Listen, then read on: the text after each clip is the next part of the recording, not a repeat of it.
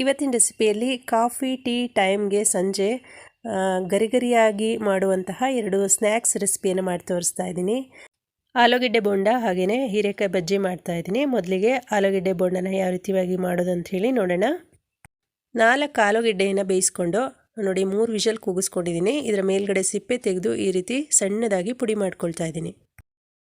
ನೋಡಿ ಈ ರೀತಿಯಾಗಿ ಪುಡಿ ಮಾಡ್ಕೊಂಡ್ಮೇಲೆ ಇದನ್ನು ಒಂದು ಪಕ್ಕದಲ್ಲಿ ಎತ್ತಿಟ್ಕೊಳ್ತಾ ಇದ್ದೀನಿ. ಈಗ ಒಂದು ಬಾಣಲೆಗೆ 1 ಚಮಚದಷ್ಟು ಎಣ್ಣೆ ಹಾಕ್ಕೊಳ್ತಾ ಇದ್ದೀನಿ. ಎಣ್ಣೆ ಬಿಸಿ ಆದಮೇಲೆ ಸ್ವಲ್ಪ ಸಾಸಿವೆ ಹಾಕ್ಕೊಳ್ಳೋಣ. ಸಾಸಿವೆ ಸಿಡಿದ್ಮೇಲೆ ಒಂದು ಅರ್ಧ ಚಮಚ ಜೀರಿಗೆ, ನೋಡಿ ಒಂದು 5-6 ಹಸಿಮೆಣಸಿನ್ಕಾಯಿನ ಈ ರೀತಿ ಸಣ್ಣದಾಗಿ ಹೆಚ್ಚಿ ಹಾಕ್ಕೊಳ್ತಾ ಇದ್ದೀನಿ. ಸ್ವಲ್ಪ ಈ ರೀತಿ ಲೈಟಾಗಿ ಹಸಿಮೆಣಸಿನ್ಕಾಯಿನ ಫ್ರೈ ಮಾಡ್ಕೊಳ್ಳೋಣ. ಇದರ ಜೊತೆಗೆ ಸ್ವಲ್ಪ ಇಂಗು ಹಾಕ್ಕೊಳ್ತಾ ಇದ್ದೀನಿ. ಹಾಗೆಯೇ ಒಂದು ಈರುಳ್ಳಿಯನ್ನು ಈ ರೀತಿ ಸಣ್ಣದಾಗಿ ಕಟ್ ಮಾಡಿ ಹಾಕ್ಕೊಳ್ತಾ ಇದ್ದೀನಿ. ಚೆನ್ನಾಗಿ ಒಂದು ಸ್ವಲ್ಪ ಹೊತ್ತು ಇದೇ ರೀತಿ ಫ್ರೈ ಮಾಡ್ಕೊಳ್ಳೋಣ. ಈರುಳ್ಳಿ ಫ್ರೈ ಆದಮೇಲೆ ಒಂದು ಅರ್ಧ ಚಮಚ ಶುಂಠಿ ಬೆಳ್ಳುಳ್ಳಿ ಪೇಸ್ಟ್ನ ಹಾಕ್ಕೊಂಡು ಅದರ ಹಸಿ ವಾಸನೆ ಹೋಗೋವರೆಗೂ ಫ್ರೈ ಮಾಡ್ಕೊಳ್ತಾ ಇದ್ದೀನಿ. ಈಗ ನಾವು ಪುಡಿ ಮಾಡಿಟ್ಕೊಂಡಿರುವಂತಹ ಆಲೂಗೆಡ್ಡೆಯನ್ನು ಇದರ ಜೊತೆಗೆ ಸೇರಿಸ್ಕೊಳ್ಳೋಣ. ನೋಡಿ ಚೆನ್ನಾಗಿ ಒಂದ್ಸರಿ ಮಿಕ್ಸ್ ಮಾಡ್ಕೊಳ್ತಾ ಇದ್ದೀನಿ. ಮಿಕ್ಸ್ ಆದಮೇಲೆ ಇದಕ್ಕೆ ಒಂದು ಸ್ವಲ್ಪ ಅಂದರೆ ಒಂದು ಚಿಟಿಕೆಯಷ್ಟು ಅರಿಶಿನ ಹಾಕ್ಕೊಳ್ತಾ ಇದ್ದೀನಿ. ರುಚಿಗೆ ತಕ್ಕಷ್ಟು ಉಪ್ಪು, ಅರ್ಧ ಚಮಚ ಕಾಳುಮೆಣಸಿನ ಪುಡಿ, ಹಾಗೆಯೇ ಒಂದು ಅರ್ಧ ಕಟ್ಟು ಕೊತ್ತಂಬರಿ ಸೊಪ್ಪನ್ನ ಈ ರೀತಿ ಸಣ್ಣದಾಗಿ ಕಟ್ ಮಾಡಿ ಸೇರಿಸ್ಕೊಂಡು ನೋಡಿ ಚೆನ್ನಾಗಿ ಮಿಕ್ಸ್ ಮಾಡ್ಕೊಳ್ತಾ ಇದ್ದೀನಿ. ಈಗ ಸ್ಟವ್ ಆಫ್ ಮಾಡ್ಕೊಳ್ಳೋಣ. ಎಲ್ಲನೂ ಚೆನ್ನಾಗಿ ಹೊಂದ್ಕೊಂಡಿದೆ. ಈಗ ಇದನ್ನು ಪಕ್ಕದಲ್ಲಿ ಎತ್ತಿಟ್ಕೊಳ್ತಾ ಇದ್ದೀನಿ. ನೋಡಿ ಒಂದು ಬೌಲಿಗೆ ಈ ಕಪ್ನಲ್ಲಿ 1 ಕಪ್ನಷ್ಟು ಕಡಲೆ ಹಿಟ್ಟು ತೊಗೊಂಡಿದ್ದೀನಿ. ಕಡಲೆ ಹಿಟ್ಟನ್ನ ಸ್ವಲ್ಪ ಜರಡಿ ಇಟ್ಕೊಳ್ಳೋಣ. ನೋಡಿ ಈ ರೀತಿ ಜರಡಿ ಹಿಡಿಯೋದ್ರಿಂದ ಇದರಲ್ಲಿರುವಂತಹ ಗಂಟುಗಳೆಲ್ಲ ಕ್ಲಿಯರ್ ಆಗುತ್ತೆ, ಕಲಿಸ್ಕೊಳ್ಳೋಕ್ಕೆ ತುಂಬ ಸುಲಭವಾಗುತ್ತೆ. ಈಗ ಇದಕ್ಕೆ ಸ್ವಲ್ಪ ಉಪ್ಪು ಸೇರಿಸ್ಕೊಳ್ತಾ ಇದ್ದೀನಿ. ಚಿಟಿಕೆ ಅರಿಶಿನ ಹಾಕ್ಕೊಳ್ಳೋಣ. ಹಾಗೆ 1 ಚಿಟಿಕೆಯಷ್ಟು ಅಡುಗೆ ಸೋಡನ್ನು ಕೂಡ ಹಾಕ್ಕೊಳ್ತಾ ಇದ್ದೀನಿ. ನೋಡಿ ಸ್ವಲ್ಪ ಎಣ್ಣೆ ಅಂದರೆ 1-2 ಚಮಚದಷ್ಟು ಎಣ್ಣೆನ ಬಿಸಿ ಮಾಡಿ ಹಾಕ್ಕೊಳ್ತಾ ಇದ್ದೀನಿ. ಚೆನ್ನಾಗಿ ಒಂದ್ಸರಿ ಎಲ್ಲನೂ ಹೊಂದ್ಕೊಳ್ಳೋ ರೀತಿ ಈ ರೀತಿ ಮಿಕ್ಸ್ ಮಾಡಿಕೊಂಡು ಆಮೇಲೆ ಸ್ವಲ್ಪನೇ ನೀರು ಹಾಕ್ಕೊಂಡು ಕಲಿಸ್ಕೊಳ್ಳೋಣ. ನೋಡಿ ಸ್ವಲ್ಪನೇ ನೀರು ಸೇರಿಸ್ಕೊಂಡು ಒಂದೇ ಸರಿ ನೀರು ಹಾಕ್ಕೊಳ್ದೆ ಈ ಹದಕ್ಕೆ ಕಲಿಸ್ಕೋಬೇಕಾಗತ್ತೆ. ಒಂದೇ ಸರಿ ನೀರು ಹಾಕ್ಕೊಂಡ್ರೆ ತೆಳುವಾಗಿಬಿಡುತ್ತೆ. ನೋಡಿ ಈ ಹದದಲ್ಲಿ ಇರಬೇಕು. ನಾವು ಮೊದಲು ಬೋಂಡಕ್ಕೆ ಸ್ಟಫಿಂಗ್ ರೆಡಿ ಮಾಡ್ಕೊಂಡಿದ್ವಲ್ವ ಆಲೂಗೆಡ್ಡೆದು, ನೋಡಿ ಇದು ಸ್ವಲ್ಪ ತಣ್ಣಗಾಗಿದೆ. ಈಗ ಚೆನ್ನಾಗಿ ಹೊಂದ್ಕೊಳ್ಳೋ ರೀತಿ ಒಂದ್ಸರಿ ಕೈನಲ್ಲಿ ಈ ರೀತಿ ಮಿಕ್ಸ್ ಮಾಡಿಕೊಂಡು ನಮಗೆ ಬೇಕಾದಂತಹ ಸೈಜ್ಗೆ ನಾವು ಉಂಡೆಗಳನ್ನ ಮಾಡ್ಕೊಳ್ಳೋಣ. ಆಲೂಗೆಡ್ಡೆ ಬೋಂಡ ಅಂದರೆ ಸ್ವಲ್ಪ ದೊಡ್ಡ ಸೈಜ್ನಲ್ಲಿ ಇರೋದ್ರಿಂದ ನೋಡಿ ಈ ಸೈಜ್ನಲ್ಲಿ ಉಂಡೆನ ಮಾಡಿ ಇಟ್ಕೊಳ್ತಾ ಇದ್ದೀನಿ. ನೋಡಿ ಎಲ್ಲ ಉಂಡೆಗಳನ್ನ ಇದೇ ಸೈಜ್ನಲ್ಲಿ ಇದೇ ರೀತಿಯಾಗಿ ರೆಡಿ ಮಾಡಿ ಇಟ್ಕೊಳ್ತಾ ಇದ್ದೀನಿ. ಸ್ಟಫಿಂಗ್ ರೆಡಿಯಾಗಿದೆ ಬೋಂಡಕ್ಕೆ, ಹಾಗೆ ಬ್ಯಾಟರ್ ಕೂಡ ರೆಡಿಯಾಗಿದೆ. ಈಗ ಕರಿಯೋದಕ್ಕೆ ಎಣ್ಣೆನ ಕಾಯಿಸ್ಕೊಳ್ಳೋಣ. ಕಡಲೆ ಹಿಟ್ಟನ್ನು ಕಲಸಿಟ್ಕೊಂಡಿದ್ವಲ್ವ ಅದನ್ನು ಇನ್ನೊಂದು ಸರಿ ಚೆನ್ನಾಗಿ ಮಿಕ್ಸ್ ಮಾಡ್ಕೊಳ್ತಾ ಇದ್ದೀನಿ. ಈಗ ಒಂದೊಂದೇ ಆಲೂಗೆಡ್ಡೆ ಉಂಡೆಯನ್ನು ಈ ರೀತಿ ಹಿಟ್ಟಿನಲ್ಲಿ ಹೊರಳಿಸಿ ನೋಡಿ ಕಂಪ್ಲೀಟಾಗಿ ಈ ರೀತಿಯಾಗಿ ಕೋಟಿಂಗ್ ಆಗಬೇಕು.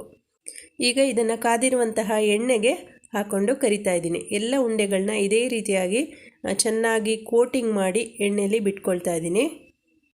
ಉರಿಯನ್ನು ಜಾಸ್ತಿ ಇಟ್ಕೊಂಡು ಕರಿಬೇಡಿ. ಒಂದು ಸಣ್ಣ ಉರಿಯಲ್ಲಿ ಚೆನ್ನಾಗಿ ರೀತಿ ಒಂದು ಸೈಡು ಬೆಂದ ಮೇಲೆ ತಿರುಗಿಸಿ ಇನ್ನೊಂದು ಸೈಡ್ ಹಾಕ್ಕೊಂಡು ಚೆನ್ನಾಗಿ ಕರಿಬೇಕಾಗತ್ತೆ. ನೋಡಿದ್ರಲ್ಲ ಫ್ರೆಂಡ್ಸ್, ಬಿಸಿಯಾದ ಆಲೂಗೆಡ್ಡೆ ಬೋಂಡ ರೆಡಿಯಾಗಿದೆ. ಕಾಫಿ ಟೀ ಜೊತೆಗೆ ತುಂಬ ಸಖತ್ತಾಗಿರುತ್ತೆ. ನೀವು ಕೂಡ ಟ್ರೈ ಮಾಡಿ ನೋಡಿ. ಈಗ ಬಿಸಿಯಾದ ಗರಿಗರಿಯಾದ ಹೀರೆಕಾಯಿ ಬಜ್ಜಿಯನ್ನು ಯಾವ ರೀತಿಯಾಗಿ ಮಾಡೋದಂತ ಹೇಳಿ ನೋಡೋಣ. ನೋಡಿ ಒಂದು ಹೀರೆಕಾಯಿ ತೊಗೊಂಡಿದ್ದೀನಿ. ಎಳೆದಾಗಿರುವಂತಹ ಹೀರೆಕಾಯಿನ ತೊಗೊಳ್ಳಿ, ತುಂಬ ಚೆನ್ನಾಗಾಗತ್ತೆ. ಇದರ ಮೇಲ್ಗಡೆ ಇರುವಂತಹ ನಾರನ್ನೆಲ್ಲ ತೆಗೆದು ಬಿಡೋಣ. ಇದರ ಮೇಲ್ಗಡೆ ಇರುವಂತಹ ನಾರನ್ನೆಲ್ಲ ಒಂದು ಪೀಲರ್ನಲ್ಲಿ ತೆಗೆದು ನೋಡಿ ರೌಂಡಾಗಿ ಈ ರೀತಿ ಶೇಪ್ನಲ್ಲಿ ಹೆಚ್ಚಿಟ್ಕೊಂಡಿದ್ದೀನಿ. ಈಗ ಒಂದು ಪಾತ್ರೆಗೆ ಈ ಕಪ್ನಲ್ಲಿ 1 ಕಪ್ನಷ್ಟು ಕಡಲೆ ಹಿಟ್ಟು ಹಾಕ್ಕೊಳ್ತಾ ಇದ್ದೀನಿ. ಇದಕ್ಕೆ 1/4 ಕಪ್ನಷ್ಟು ಅಕ್ಕಿ ಹಿಟ್ಟು ಹಾಕ್ಕೊಳ್ತಾ ಇದ್ದೀನಿ. ರುಚಿಗೆ ತಕ್ಕಷ್ಟು ಉಪ್ಪು ಹಾಕ್ಕೊಳ್ಳೋಣ. 1 ಚಮಚದಷ್ಟು ಅಚ್ಚ ಖಾರದ ಪುಡಿ ಹಾಕ್ಕೊಳ್ತಾ ಇದ್ದೀನಿ. ಹಾಗೆಯೇ ಸ್ವಲ್ಪ ಅಜ್ವಾನನ ಈ ರೀತಿ ಕ್ರಷ್ ಮಾಡಿ ಅದ್ರ ಜೊತೆಗೆ ಸೇರಿಸ್ಕೊಳ್ತಾ ಇದ್ದೀನಿ. ಅರ್ಧ ಚಮಚ ಗರಂ ಮಸಾಲೆ ಹಾಕ್ಕೊಳ್ತಾ ಇದ್ದೀನಿ. ಚೆನ್ನಾಗಿ ಒಂದು ಸಾರಿ ಎಲ್ಲನೂ ಹೊಂದ್ಕೊಳ್ಳೋ ರೀತಿ ಮಿಕ್ಸ್ ಮಾಡ್ಕೊಳ್ಳೋಣ. 1 ಚಮಚ ಬಿಸಿ ಎಣ್ಣೆ ಸೇರಿಸ್ಕೊಳ್ತಾ ಇದ್ದೀನಿ. ಎಣ್ಣೆ ಬಿಸಿ ಆಗಿರೋದ್ರಿಂದ ಚಮಚದಲ್ಲಿ ಒಂದು ಸರಿ ಮಿಕ್ಸ್ ಮಾಡಿಕೊಂಡು ಕೈನಲ್ಲೇ ಚೆನ್ನಾಗಿ ರೀತಿ ಹೊಂದ್ಕೊಳ್ಳೋ ರೀತಿ ಮಿಕ್ಸ್ ಮಾಡ್ಕೊಳ್ಳೋಣ. ಈಗ ಸ್ವಲ್ಪನೇ ನೀರು ಹಾಕ್ಕೊಂಡು ಚೆನ್ನಾಗಿ ಒಂದು ಹದಕ್ಕೆ ಬರೋ ರೀತಿ ಕಲಿಸ್ಕೋಬೇಕು. ಗಂಟುಗಳಿಲ್ಲದೆ ಇರೋ ರೀತಿ, ತುಂಬ ತೆಳುನೂ ಮಾಡ್ಕೋಬಾರ್ದು. ಮೆಣಸಿನ್ಕಾಯಿ ಬಜ್ಜಿ ಹಾಗೆ ಆಲೂಗೆಡ್ಡೆ ಬಜ್ಜಿಗೆಲ್ಲ ಮಾಡ್ಕೊಳ್ತೀವಲ್ಲ, ಅಷ್ಟು ತೆಳು ಇದ್ದರೆ ಸಾಕಾಗತ್ತೆ.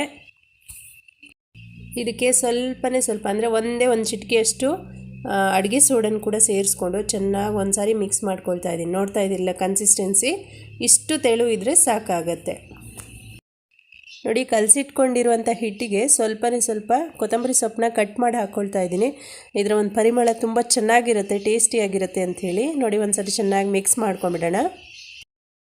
ಬಜ್ಜಿ ಕರಿಯೋದಕ್ಕೆ ಎಣ್ಣೆನ ಬಿಸಿಗಿಟ್ಕೊಂಡಿದ್ದೆ, ಎಣ್ಣೆ ಕೂಡ ಬಿಸಿ ಆಗಿದೆ. ಈಗ ನಾವು ಕಟ್ ಮಾಡಿ ಇಟ್ಕೊಂಡಿರುವಂಥ ಹೀರೆಕಾಯಿನ ಒಂದೊಂದಾಗಿ ಹಿಟ್ಟಿಗೆ ಚೆನ್ನಾಗಿ ಡಿಪ್ ಮಾಡಿ ಕೋಟಿಂಗ್ ಚೆನ್ನಾಗಿ ಹಿಡಿಬೇಕು. ಆ ರೀತಿಯಾಗಿ ಕಾದಿರುವಂತಹ ಎಣ್ಣೆಗೆ ಹಾಕ್ಕೊಳ್ತಾ ಇದ್ದೀನಿ.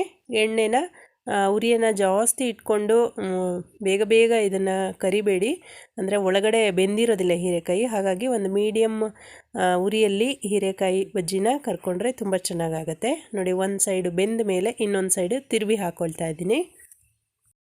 ಸಾಧಾರಣವಾಗಿ ಆಲೂಗೆಡ್ಡೆ ಬಜ್ಜಿ, ಮೆಣಸಿನ್ಕಾಯಿ ಬಜ್ಜಿ ಎಲ್ಲ ಮಾಡ್ತಾ ಇರ್ತೀವಿ. ಈ ರೀತಿ ಹೀರೆಕಾಯಿ ಬಜ್ಜಿನೂ ಮಾಡಿ ನೋಡಿ, ತುಂಬ ಟೇಸ್ಟಿಯಾಗಿರುತ್ತೆ. ನೋಡಿ, ಎರಡು ಸೈಡು ಚೆನ್ನಾಗಿ ಬೆಂದಿದೆ, ಕಲರ್ ಕೂಡ ನೋಡಿ ಎಷ್ಟು ಚೆನ್ನಾಗಿ ಕಾಣಿಸ್ತಿದೆ, ಪರ್ಫೆಕ್ಟಾಗಿ ಬೆಂದಿದೆ. ಈಗ ಇದನ್ನು ಒಂದು ಪ್ಲೇಟ್ಗೆ ಹಾಕ್ಕೊಳ್ತಾ ಇದ್ದೀನಿ. ಇವತ್ತು ಆಲೂಗೆಡ್ಡೆ ಬೋಂಡ ಹಾಗೆಯೇ ಹೀರೆಕಾಯಿ ಬಜ್ಜಿ ಎರಡನ್ನೂ ನೋಡಿದ್ರಲ್ಲ. ಇವತ್ತಿನ ರೆಸಿಪಿ ಇಷ್ಟ ಆದರೆ ಲೈಕ್ ಮಾಡಿ. ಮತ್ತೊಂದು ಹೊಸ ವಿಡಿಯೋದೊಂದಿಗೆ ಸಿಗೋಣ. ವಿಡಿಯೋ ನೋಡಿದ್ದಕ್ಕಾಗಿ ಧನ್ಯವಾದಗಳು.